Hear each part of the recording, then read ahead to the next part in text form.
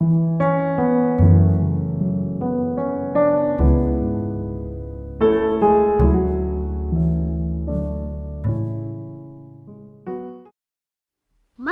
are Post 40% bran flakes really the best tasting cereal of them all? Well, your father says so, and Father knows best.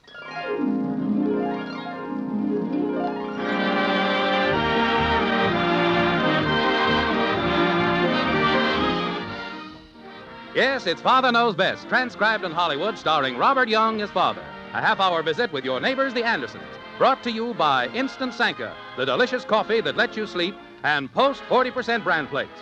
Mother, next time you're choosing a cereal, remember, new Post bran flakes give your family all the important keep regular benefits of bran in a cereal with a delicious new magic oven flavor.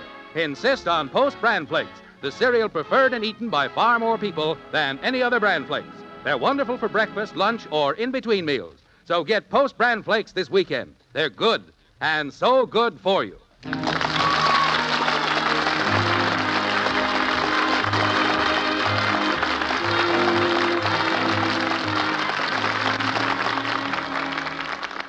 Well, the town of Springfield is lovely to behold this Christmas Eve.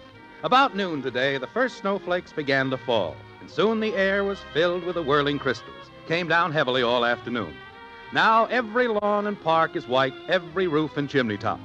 And out on Maple Street this frosty Christmas Eve, every house seems to have its windows brightly aglow. Every house, that is, except the Andersons. They're not home. You see, well, let's go back to 10 o'clock this morning. Margaret was wrapping packages on the dining room table, and Jim was helping her. Like this. Hold your finger on this, will you, dear? Mm-hmm. There we are. That knot should hold, don't you think? Honey, are you planning to send me along with the package? What's the matter? You tied my thumb in there. Oh, I'm sorry. There. There. Now, I wonder if there's anyone I've forgotten. Well, from the number of packages scattered around here, you couldn't have forgotten anyone.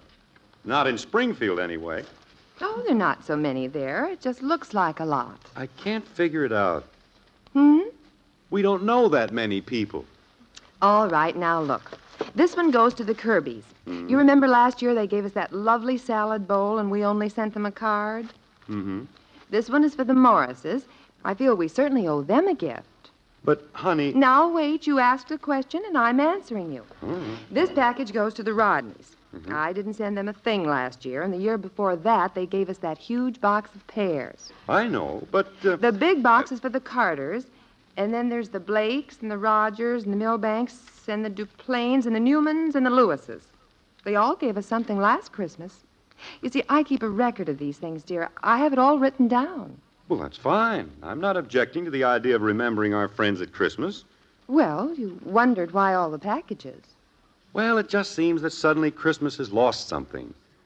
It used to be so much simpler. The spirit of Christmas had a different meaning.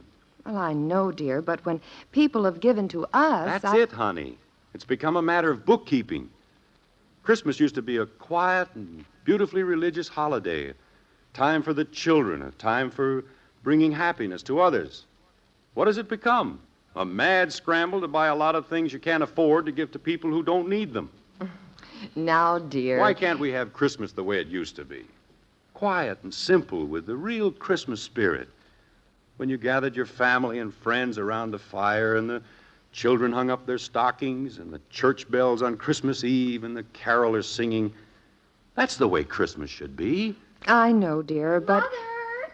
I'm in the dining room, Betty. I'm going to wash my hair now, Mother, so if Janie calls, will you take the message? What message? Well, it's very important. You see, Janie knows simply dozens of girls who work at Burton's department store, and they're going to call her the second Ralph comes in the store, and then Janie's going to call me. Princess, if you'll forgive my unseemly curiosity, what is the purpose of this elaborate spy system? Why, to find out what Ralph's going to give me for Christmas, naturally. Oh, naturally. But, dear, a Christmas present is supposed to be a surprise. Of course, Mother, but how can I be surprised if I don't know what kind of gold locket that's heart-shaped with my initials on it he's going to buy me? Wait a minute. How was that again? I'll be upstairs, Mother. If Janie calls, you needn't call me to the phone unless the locket is a wristwatch. Well, now, if that doesn't... Now, don't let it upset you. She's just a normal teenage girl. But, honey, the whole idea of Christmas is to... Dad, Mom. Dear. We're in the dining room, Bud. Hey, tonight's Christmas Eve. Can you believe it? Christmas Eve. Yeah. And you'd better go down in the basement and bring up the decorations for the tree. We haven't got a tree yet. Besides, I haven't got time right now. Joe and I got to get some stuff together. We're going out with Christmas carols. Christmas carols? You? Now, don't question him, Margaret. Thank heaven there's one person in this family who has the true Christmas spirit. Allow me to congratulate you, son. You have the right idea. There's nothing finer on Christmas Eve than to go around singing carols. Oh, we're not going to sing them, Dad. Oh? What are you going to do with them? Well, we got a deal with Gus down at the used car lot. He has a sound truck, you know, with the big horns on top and a record player inside. Oh, no. And now wait, this is a cool idea. Gus is going to drive the sound truck all over town this afternoon, and Joe and we're going to be inside playing the Christmas Carol records. Bud. Well, I'm not really going to play the records. Joe's going to do that, and I'm going to read the commercials.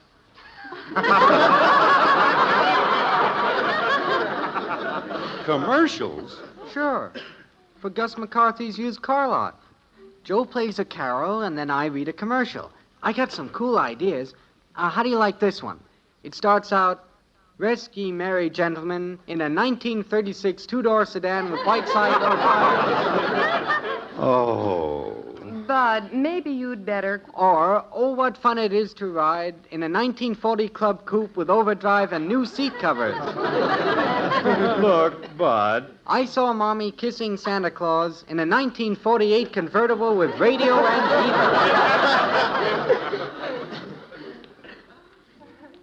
How do you like those? Pretty good, huh, Dad? Pretty good. But have you lost your mind? This is Christmas. Your father's right, Bud. That's carrying it entirely too far. But if I don't work on the truck this afternoon, I won't get to ride on it in the parade tonight. Parade? On Christmas Eve? Sure, the big Santa Claus parade. They're going to have floats and bands and cowboys, all kinds of stuff. What, no skyrockets? Well, now I've heard everything. Peace on earth, goodwill toward men. Introduced with a brass band. Daddy, What is it, kitten? when are we going to get our tree? Oh, you'd better go down and get one, dear. They'll be all gone. I could have gotten one wholesale from Gus's used car lot. He sells Christmas trees, too.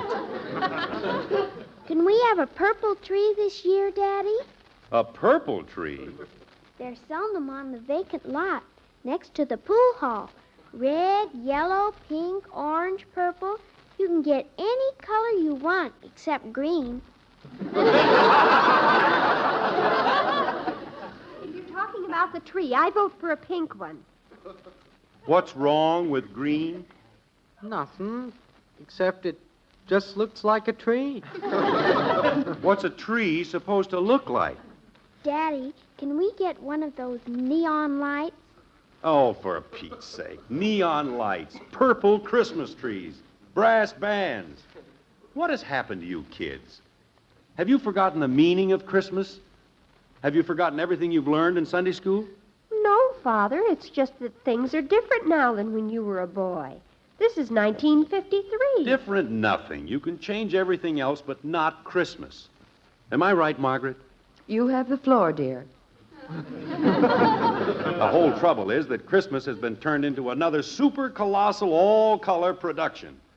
Well, it's all wrong. And as far as this family is concerned, we're putting a stop to it. This year, we're going to celebrate Christmas as it should be celebrated. Simply and naturally. Without all the hoop-de-doo and falderall. This is going to be a real Christmas.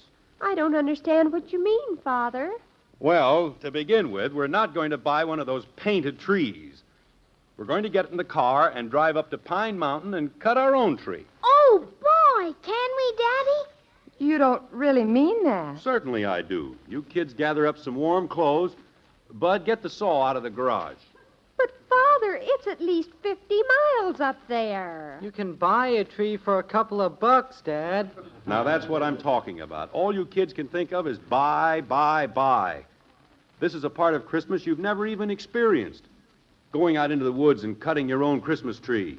The weather forecast said snow today. Oh, we'll be up there and back in 3 or 4 hours. Not going to snow that much. Besides, I have chains. Now, get your coats. I'm getting mine. I'm ready. Oh, this sounds like a real peachy Christmas. It will be, Princess. You'll see. Dear, I have all those packages to deliver to the Rogers and the Newmans. We'll throw them in the car, honey. We'll deliver them on our way back. You're sure this is a good idea? Am I sure? Margaret, believe me, this is going to be a Christmas none of us will ever forget.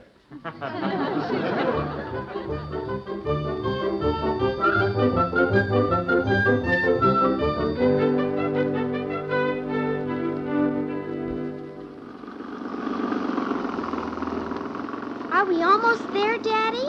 Oh, another mile or two, maybe. Father, it's starting to snow again. Oh, is that snow coming down? It isn't cornflakes. Well, it's just a little flurry. Nothing to worry about. Come on, cheer up, everybody. It's almost Christmas Eve. What is there to cheer up about? Joe's probably out on the sound truck playing Deck the Halls with Boughs of Holly and selling cars like crazy. Bud, we're not talking about that, remember? Okay.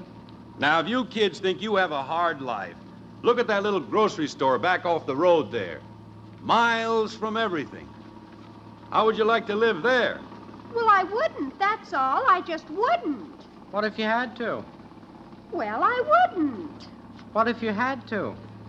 I said I wouldn't. Yeah, but what if you had to? Father, tell Bud to stop it. Bud, stop it. Are we almost there, Daddy? No, it won't be long, kitten. Look at that snow drifting down. Isn't that beautiful? We're going to have a white Christmas. It's lovely, dear, but do you think we should try to go any farther? Oh, it's just around the next bend. Why, we had to drive clear up here into the wilderness to get a Christmas tree. You'll understand, Princess, when we're back home this evening. When the fragrance of the tree fills the whole house.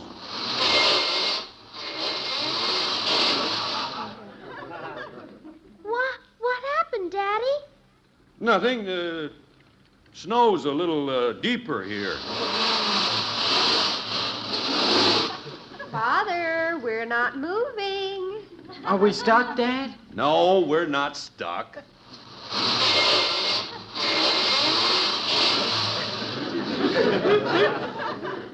Why aren't we moving? Dear, we can't go any farther. It's snowing so hard now you can't see ahead. Can you turn around? Well, I won't try to turn around. The only thing we can do is back up. We're not moving. What's the matter, Dad? I'm afraid we're stuck. Oh, no. Oh, Jim, we can't be. Now there's nothing to get excited about. We'll get out of here somehow. Take the wheel, Margaret. Bud and I'll get out and push. Come on, Bud. I can't even see. What do you want me to do, Jim? Put it in reverse. I can't hear you. The snow's getting deep, Dad. It's no use. We can't move it. Shut off the motor, Margaret. Well, what do we do now, dear? Well, we'll have to leave the car and walk back. Walk back? Yeah. Well, come on, everybody out. Take the keys, Margaret. All right. Button up your coat, Kathy. Betty, bring those 2 blankets. We can't walk all the way back in this snow. I know that. We're going back to that little grocery store we passed. It's only about a quarter of a mile. Close the car doors. I'll carry Kathy.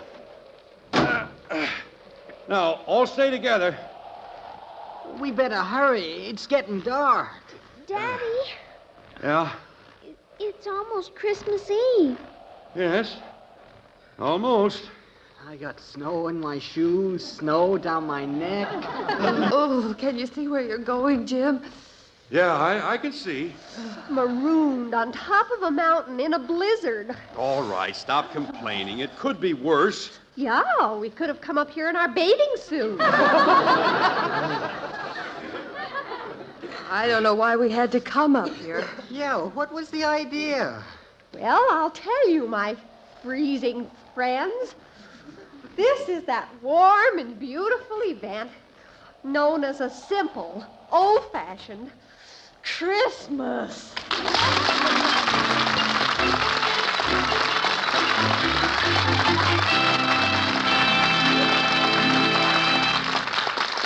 Here's a pre-Christmas story. It begins in a house and concerns, if you please, a young husband and spouse.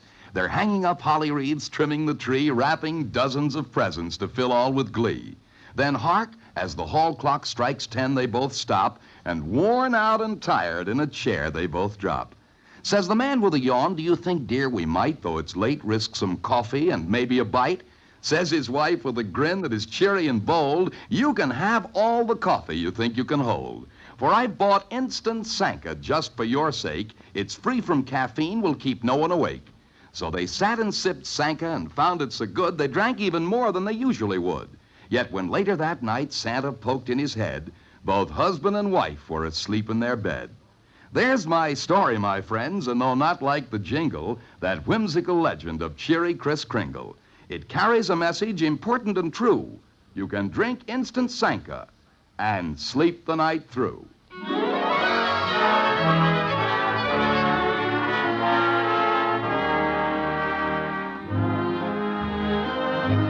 Well, as I said earlier, the white frame house on Maple Street is dark this Christmas Eve. About noon today, Jim Anderson revolted against his family's attitude toward the Yuletide and decided that this year they should discover the joys of a simple, old-fashioned Christmas. Nice thought? Yes. How's it working out? Terrible. They drive up to Pine Mountain to cut their own tree and ended up in a snowbank. Now, with the car abandoned, Jim and the family groped their way through the blizzard toward an isolated roadside store. Like this.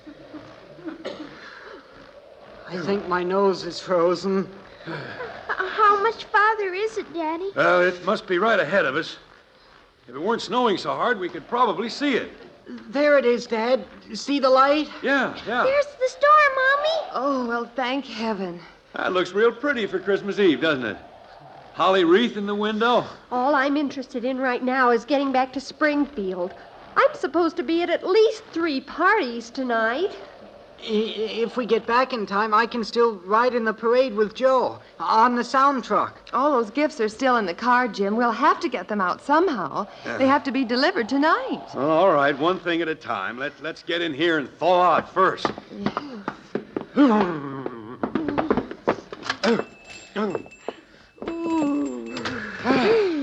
Oh, boy. Nice and warm. Daddy, look at that. They've got a fire in a barrel. That's not a barrel, kitten. That's an old-fashioned pot-bellied stove. Oh, this looks like the kind of a store my father used to talk about. Yeah? Look at the stuff hanging from the ceiling. Lanterns and snowshoes, all kinds of junk. By golly, it smells just like the old general store back in my hometown. Who runs the place? I wouldn't be surprised if it's Lum and Abner. Hello? Anybody here? Be there in just a minute. Where's the telephone? Oh, it's here someplace. You children had better take your coats off now. I was just putting the bacon on the stove. We weren't expecting anyone in tonight. How did you folks get up here? Well, our car stalled up the road. I wonder if we could use your telephone. Well, you'd be most welcome to use it if we had one. No telephone? Well, hello there. Is that your car that snowed in up the road? Yes, that's ours. We must have passed on the road without seeing each other. I just walked up there to see if you needed help. Well, that was very thoughtful of you. We were looking for a telephone. Well, I guess the nearest phone is down at the Harper's place, isn't it, Tom? Yeah, and you'd never make it down there tonight, not with the snow coming down like it is. But how are we going to get back to Springfield? I'm afraid you're not going to get back tonight, miss. Probably not tomorrow either. Oh, groan. There goes Christmas and all our plans. I wouldn't feel too bad about it, miss. It may not be so noticeable.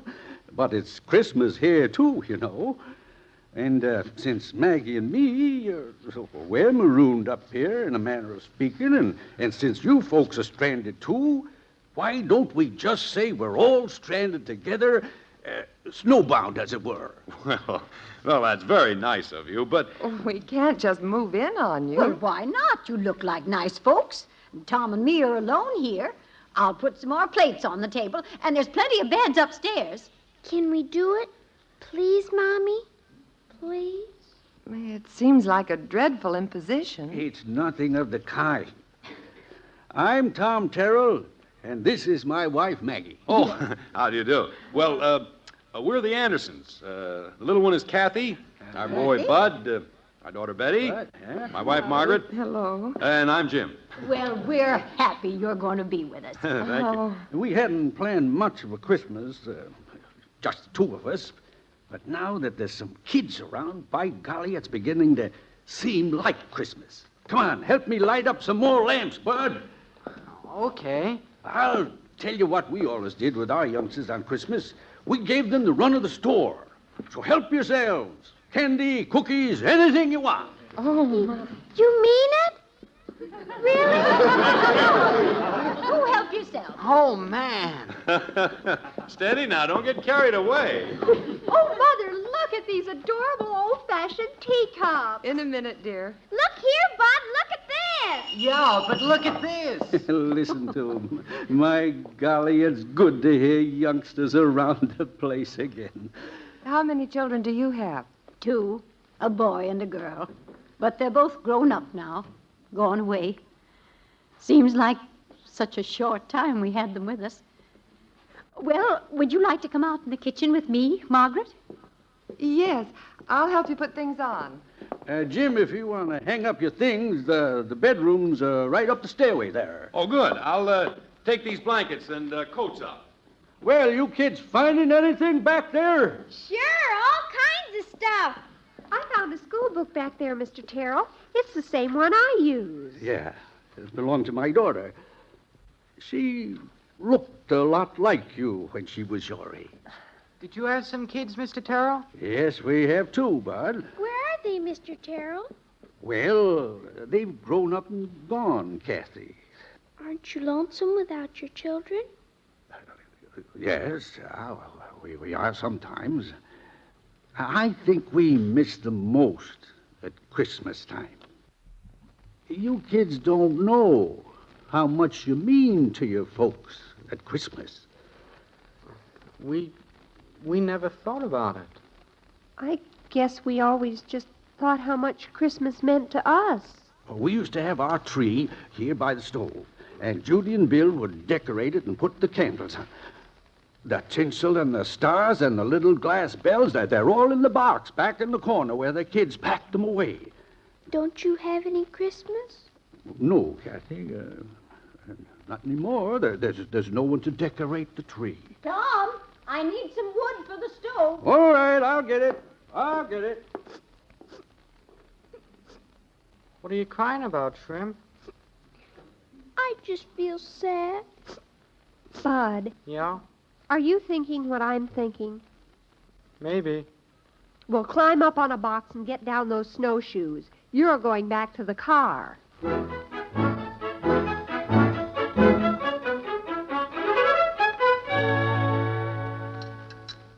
Well, what's wrong with the children, Margaret? They didn't eat. I don't know. They're plotting something. They run me out of the store, told me to stay back here and lock the door. Maybe you'd better go out front and see what they're doing, Jim. Oh, they're all right, honey. Leave them alone. Well, whatever they're doing, they've been at it for over an hour. All right, everybody, come in now. Turn off all the lamps. Well, for pity's sakes, what are they... Well, let's go in. What in the world? Well, will you look at that? It's Christmas Eve, remember? Oh, a tree. Decorated. And with candles. From the Andersons, Merry Christmas to Mr. and Mrs. Terrell. If that don't beat all. It's beautiful, kids. How did you do it? Well, Mr. Terrell said they had the decorations, so Bud went up to the car and got the saw. and some things. Then he went out and cut the tree. I helped put on the decorations. Look what's under the tree. Where'd those packages come from? Santa Claus. You can't open them till Christmas morning. Margaret, aren't those your packages from the car? I told them they could do it, dear. They changed the tags. I guess this is a miracle, Mother. We have a family again, gathered around the Christmas tree. Just the way it used to be. Snow coming down outside, candles on the tree, a warm fire in the stove. Oh, it's lovely. So lovely. The only thing that's missing is the Christmas carol. Judy, when she was a little girl, would stand up at the top of the stairs. And the way she sang it reminded you of the angels who sang it to the shepherds on that wondrous night. Kathy? Oh, well, where is Kathy? Oh, little town of Bethlehem, how still we see thee lie above thy deep and dreamless sleep. The silent stars go by, yet in thy dark street shineth the everlasting light. The hopes and fears of all the years are met in thee tonight. Father, Yes, Princess. thank you for our first real Christmas.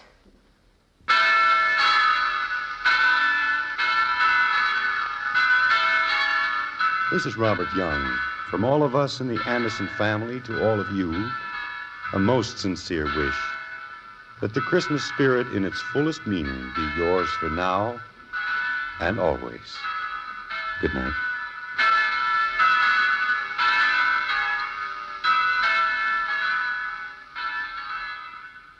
You know, there's no other evening in all the year like this night before Christmas. Now, after weeks of busy shopping, folks are warmly settled in comfortable living rooms, looking forward to the excitement of tomorrow morning. Well, we hope you find just what you wanted under that tree. And at this time, may we, the Post Cereals Company, take the opportunity of thanking all of you for making our products such favorites all over the country. Yes, Post cereals have long been famous for superior quality and fine flavor. Rest assured we'll keep them that way for you, always. One of Post's outstanding favorites is Post 40% Bran Flakes. And it's now more delicious than ever because it has a new magic oven flavor and wonderful crisper texture. Remember, if you haven't tried them yet, start enjoying Post Bran Flakes soon. And a very Merry Christmas from the whole Post Cereals family.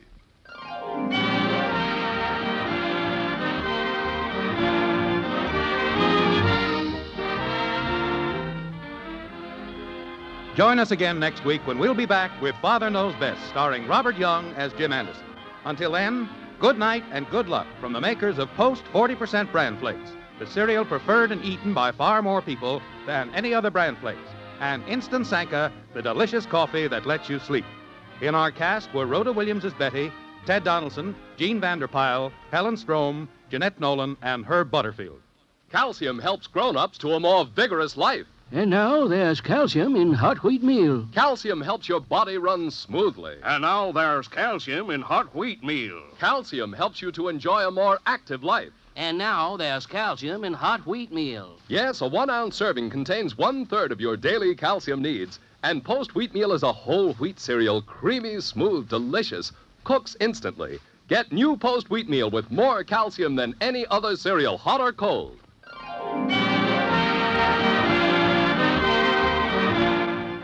Father Knows Best, based on characters created by Ed James, was transcribed in Hollywood and written by Paul West and Roswell Rogers. This is Bill Foreman speaking.